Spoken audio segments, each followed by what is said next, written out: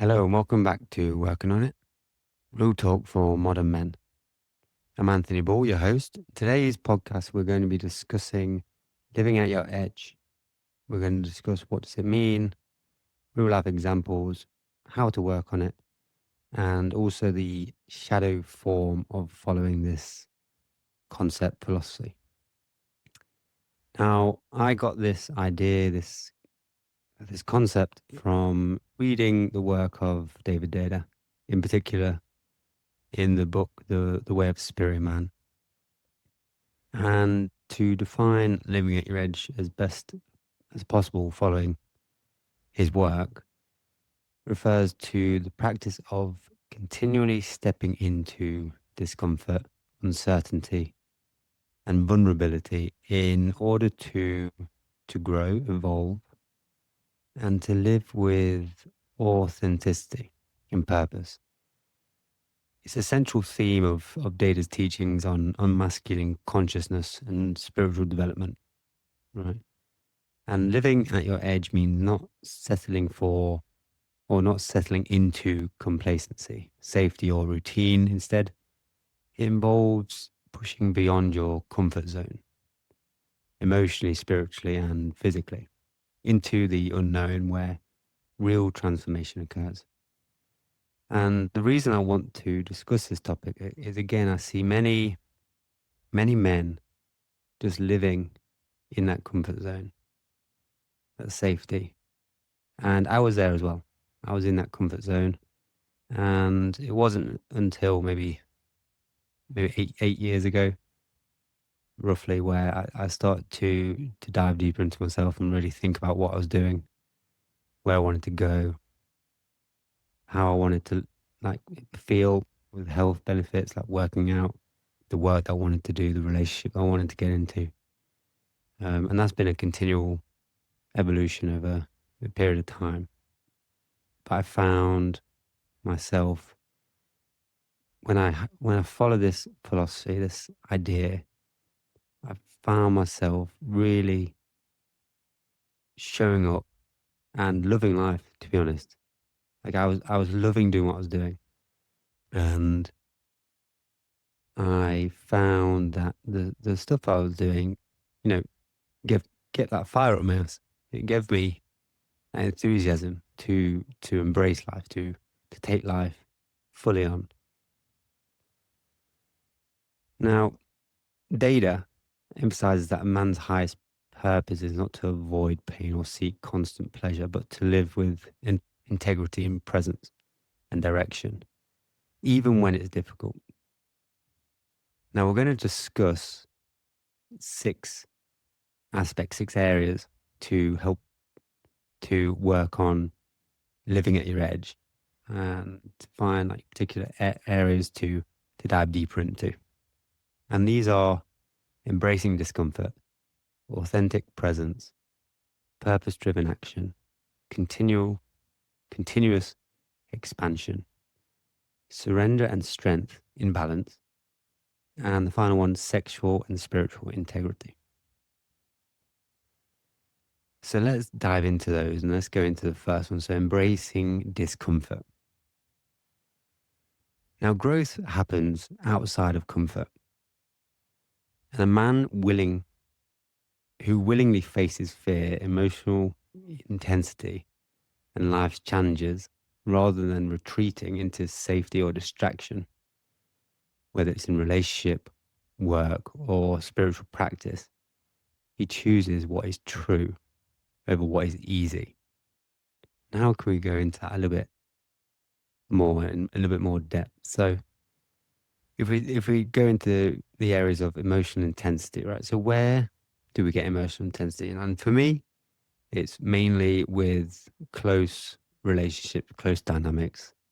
Sometimes in other close ones, but predominantly it's in close relationships, family, friends, romantic partner.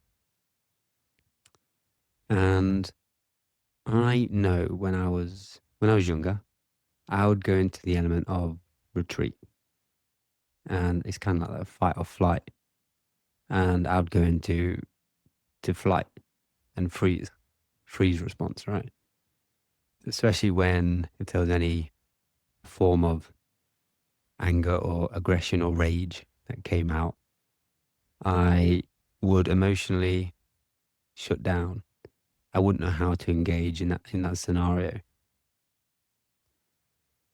And when I grew up and got into long-term relationships, and if there was any time where there was strong emotions arise, again, I would clock out.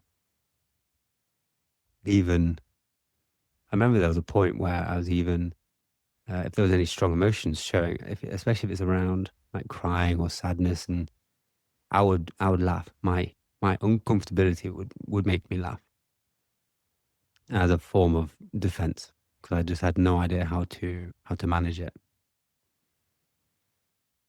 And in other like kind of work areas where there'd be disagreements with the approach, with the standard of work given, and instead of a healthy discussion, I would typically want to quit, and not soon after I'd basically be looking for another job and doing another thing. I wasn't really willing to go through the aspect of like what I could learn because I didn't have the awareness around that at that time. And if you look at spiritual practices, so in particular for me, it's around like when I get into meditation, like can I sit with the discomfort that is there when I'm in that meditation posture or whatever the emotion arises in that time as well, right? Can I sit with it? Sometimes I can, other times I don't want to face it. I just want to avoid it. So the next one, authentic presence. So living at your edge means showing up fully in each moment, especially in intimate relationships. It involves being emotionally honest, sexually present, and willing to confront your own shadows, your fears, your insecurities, and your ego defenses without blaming others. And how this shows up for me is very similar to the first area, but if we again focus on emotional honesty and sexual presence. So emotional honesty, I would purposely avoid telling the truth for to avoid the consequences that might happen. I didn't want to face the consequences. And I would mask them I'd mask them as like white lies.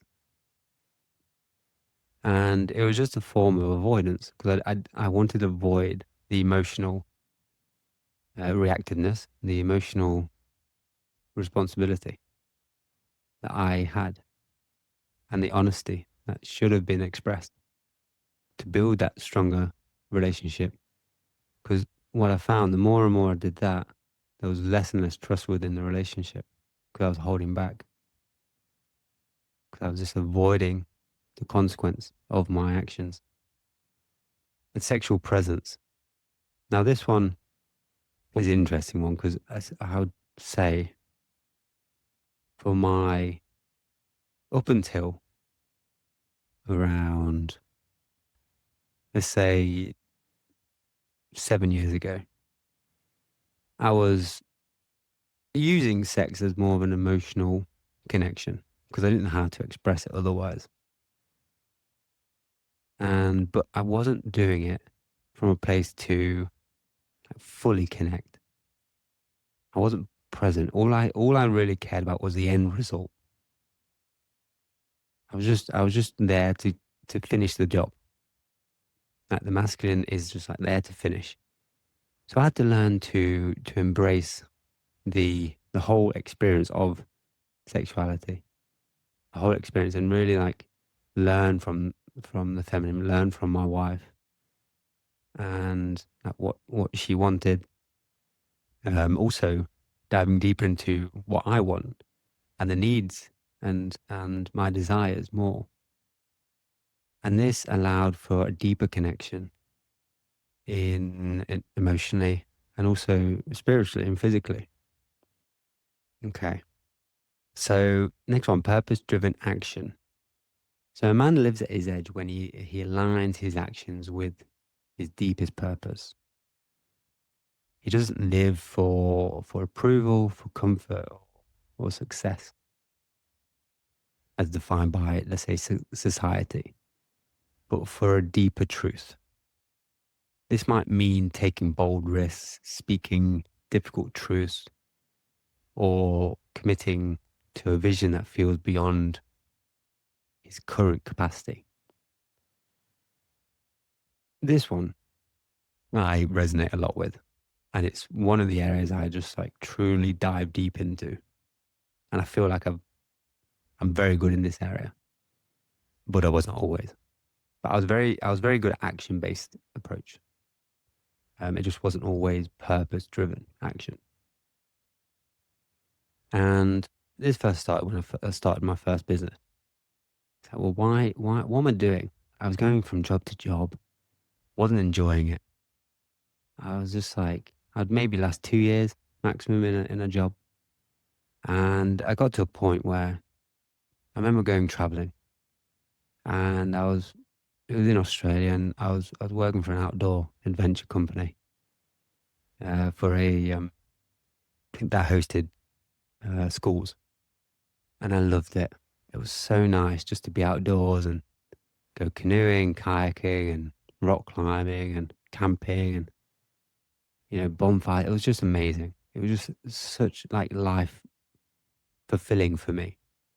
So when I got back, I was like, okay, that's where my fire is. That's where my life is calling me right now.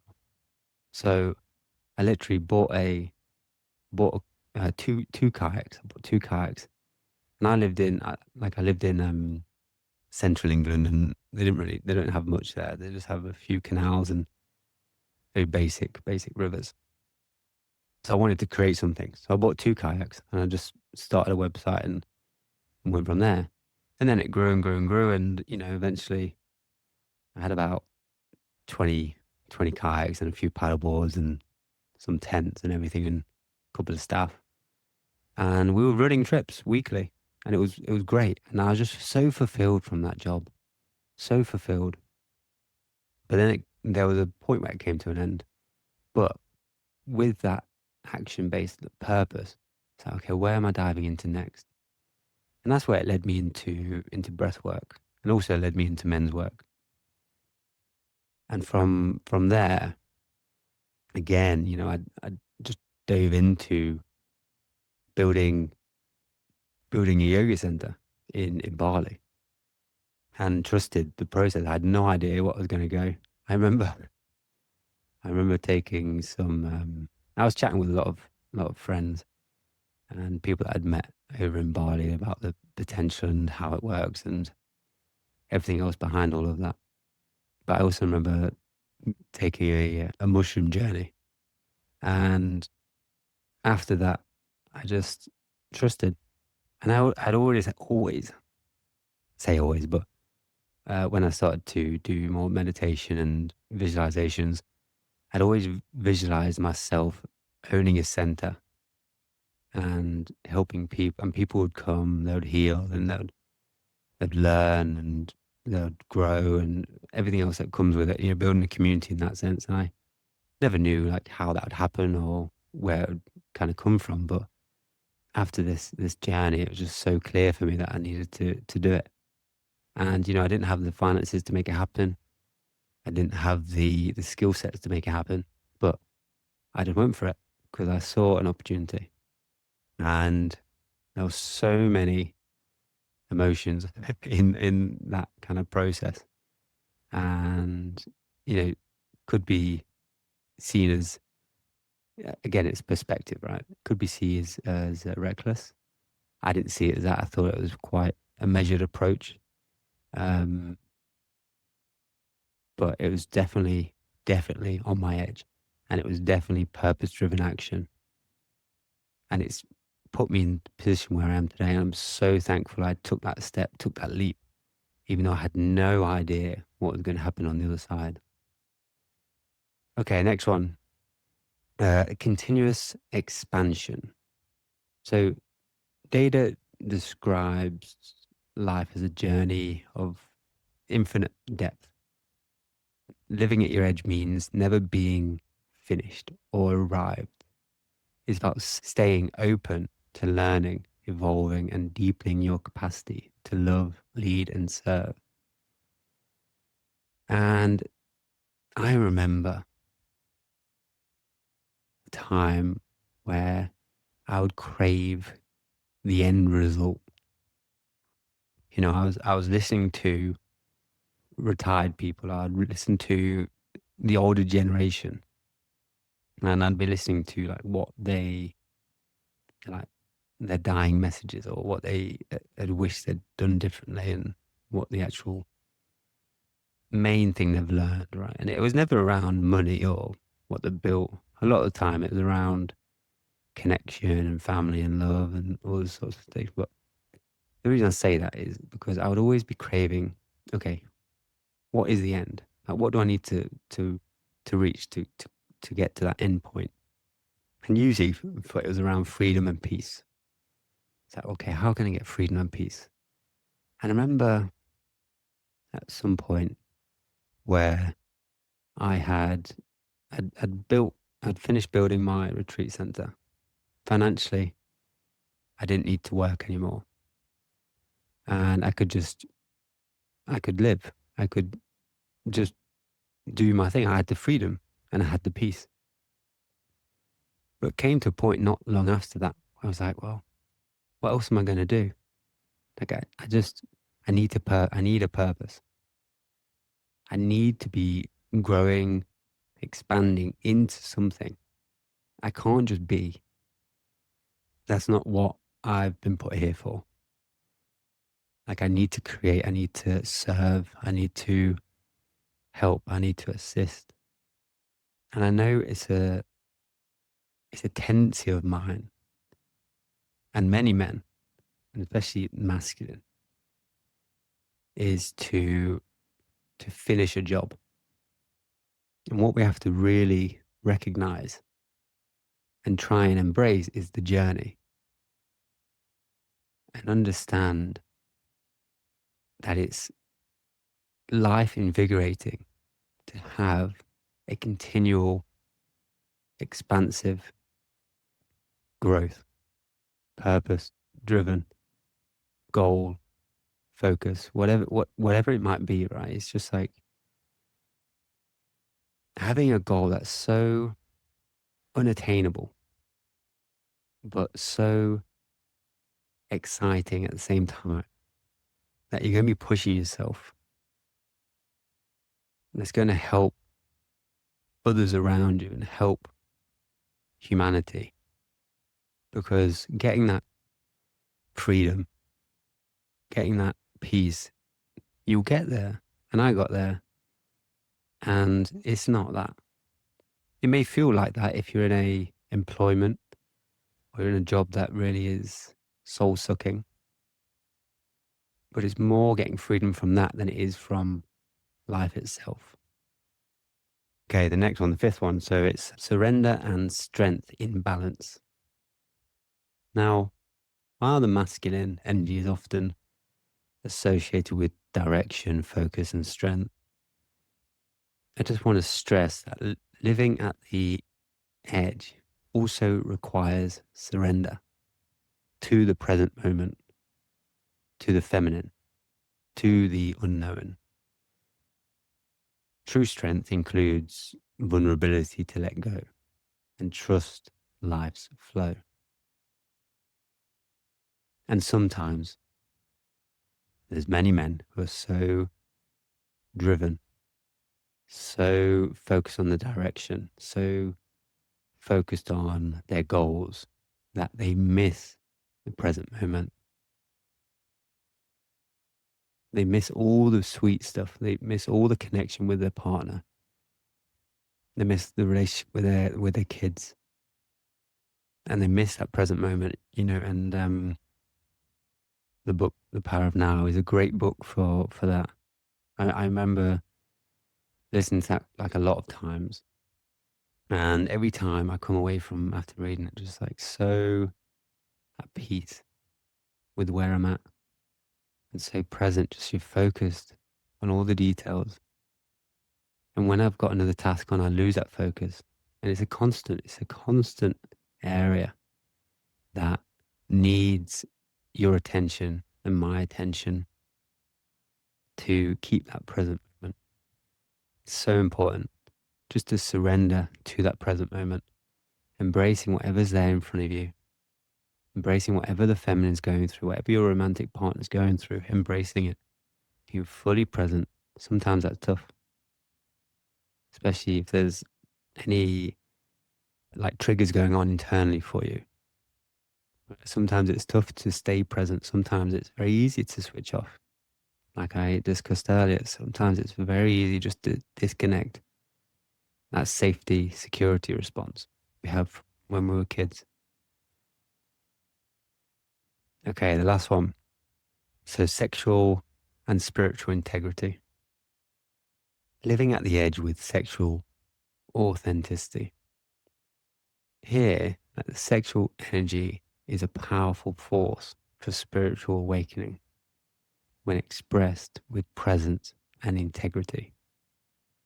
And a man who lives at his edge doesn't use sex to escape or control, like I discussed earlier for myself, but as a path to deeper connection and transcendence. So let's go a little bit deeper into that, just to explain it a little bit more. So just touching on this sentence again. So sexual energy is a powerful force for spiritual awakening when expressed with presence and integrity. Now, the sexual energy that we feel when we want to make love with somebody, it's a strong energy that's going on there.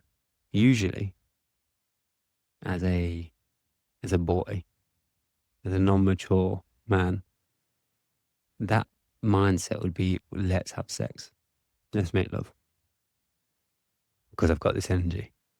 But what that energy is showing is something more. There's something more going on. Like, how can you use that energy? You can use that energy to help you with your work, with your how you go throughout the day. It doesn't just have to be. It doesn't have to go from an area of conquer.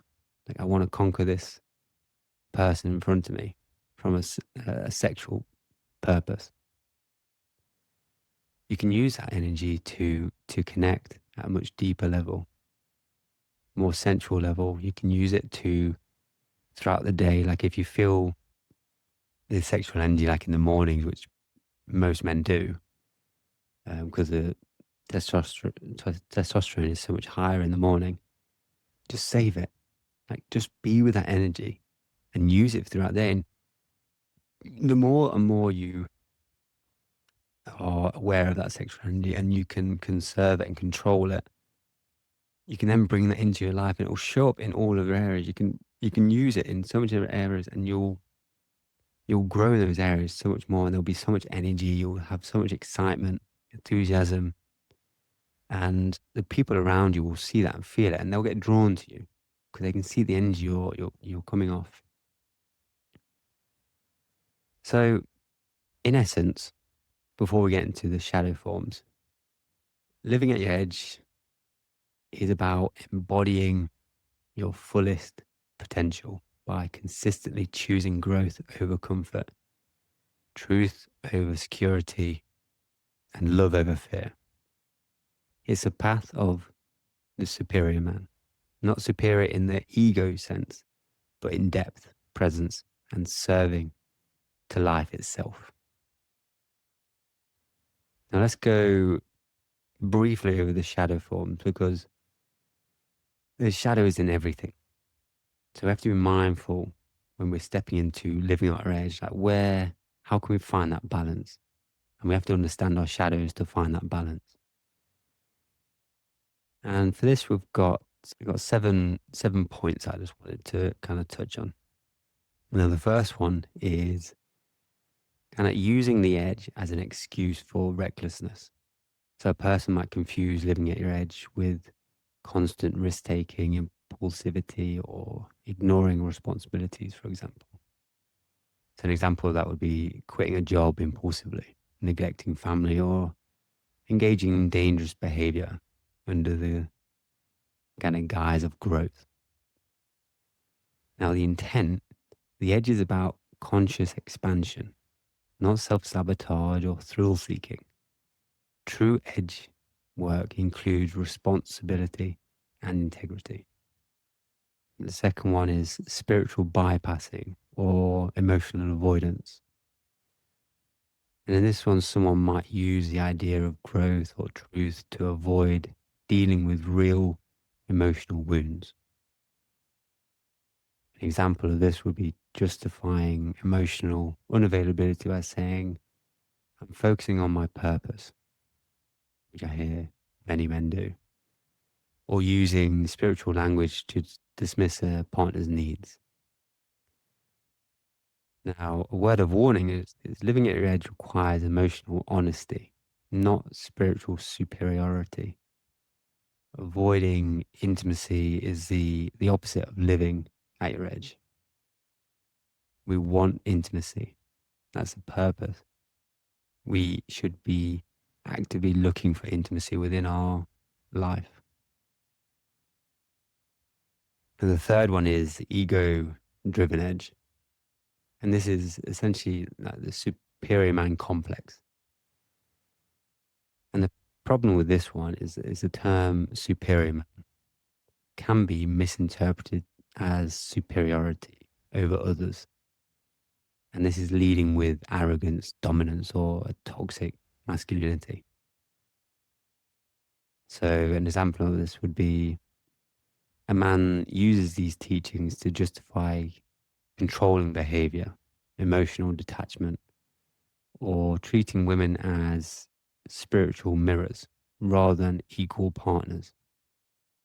Now, the superior man is superior in depth, presence, and service, not in power over others. It's a path of humility, not domination. And the fourth shadow we're going to get into is neglecting the feminine or relationships. Now, some men focus on so much on purpose, direction, and personal growth that they neglect emotional connection, partnership, or nurturing. An example of this would be prioritizing work, mission, or spiritual practice while dismissing a partner's needs for closeness or emotional support. And to find balance in this, the true edge work includes surrender, like we spoke about before, receptivity, and deep intimacy. The masculine must serve the feminine, not suppress it.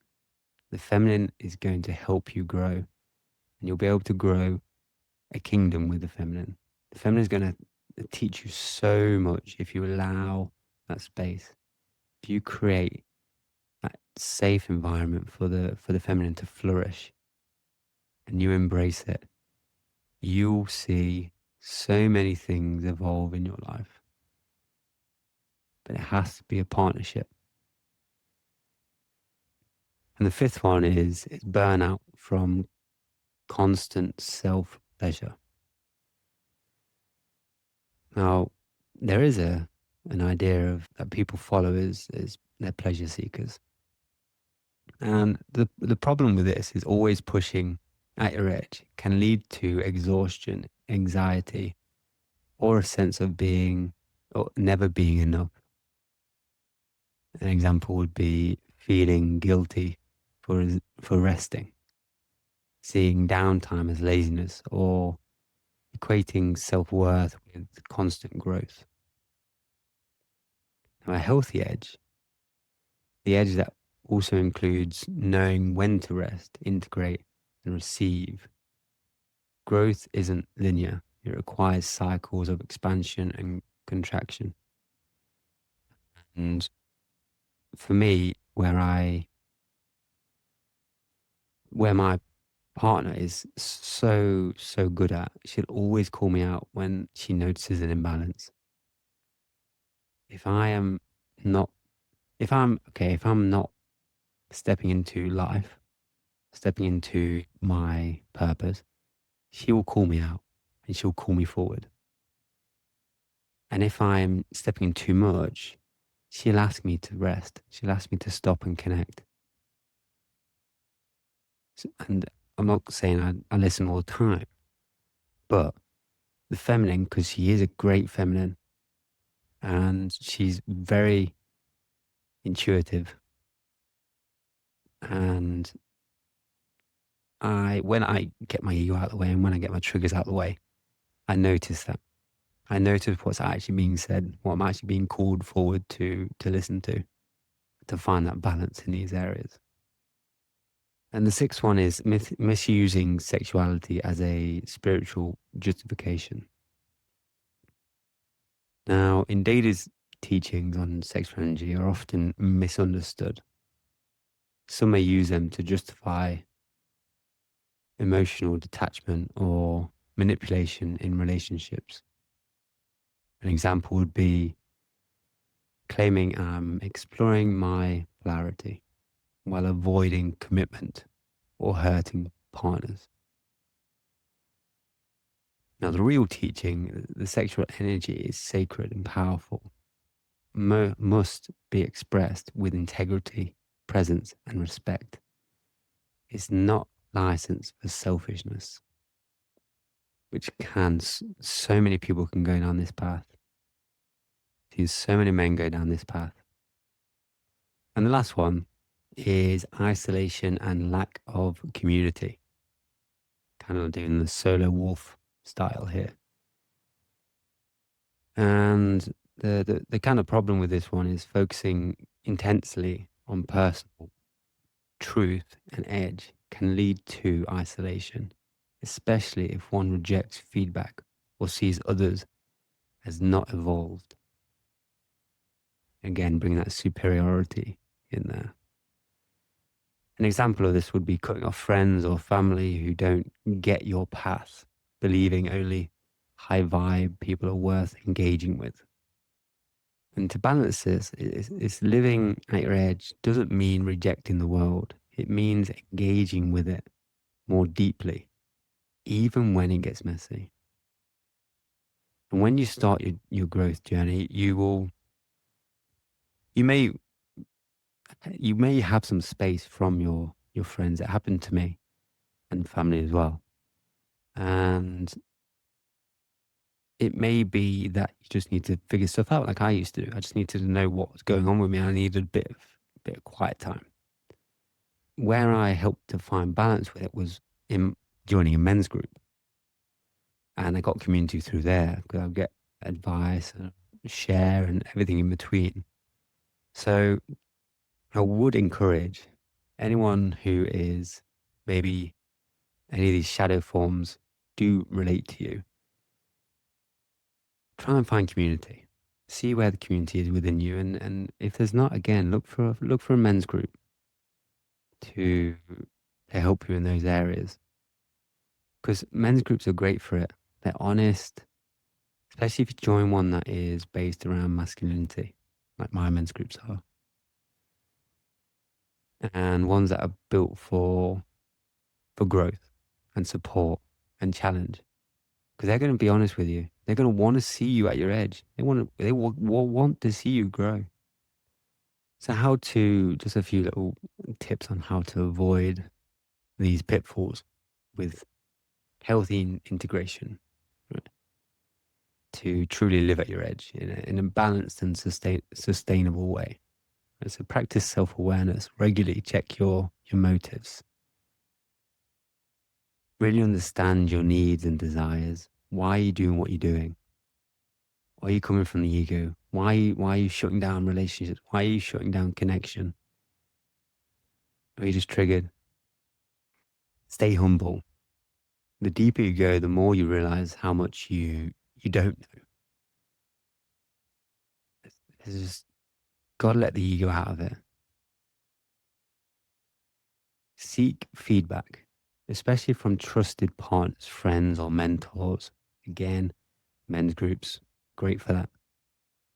Just get honest feedback. Honor both the masculine and feminine, action and receptivity, strength and softness. And that's masculine and feminine within you and within your relationships. And then the final one is integrate. Don't just expand. Allow time for rest, reflection, emotional processing. And this is connecting to the element of ether. So the space between everything. It's meditation, it's breath work, it's slowing down, not just constantly doing. And my final thought on this. So living at your edge is not about being extreme, it's about being real. And reality includes shadow, sensitivity, relationships, and imperfection. And when followed with wisdom, these teachings is profoundly liberating.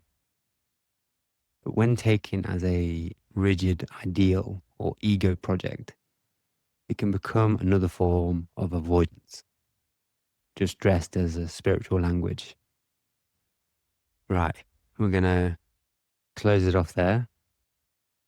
I want to thank you all for listening, and I will see you on the next podcast.